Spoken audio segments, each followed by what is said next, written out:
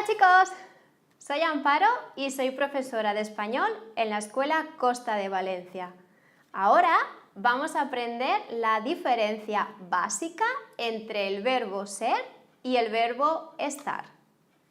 El verbo ser se utiliza para, número 1, identificación. Hola, ¿sí? ¿Quién es?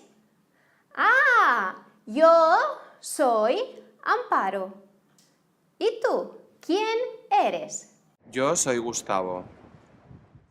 Número 2, para nacionalidad.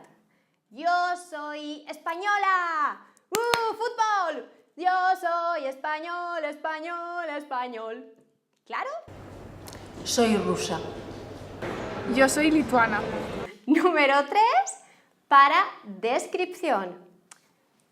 Soy muy guapa y soy muy simpática. No soy muy alta, pero tampoco soy muy baja. Soy normal. Soy morena y curiosa. Y número 4, para profesiones. Yo, como he dicho antes, soy profesora de español. ¿Y tú? ¿Cuál es tu profesión? Yo soy jardinera. Por otra parte, tenemos el verbo estar, que en este nivel solo tiene 2 usos. El primero, para localización. Por ejemplo, ¿dónde está Valencia? Valencia está en España, España está en Europa y Europa está en el mundo. Mi casa está en el centro del pueblo. Y número 2, para estados temporales.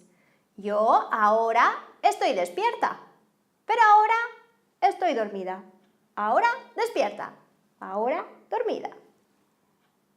Estoy muy enfadado. El móvil está estropeado. ¿Sí? ¿Clara la diferencia? Espero que sí. Y si no, nos vemos en otro vídeo de Ser y Estar. ¡Adiós!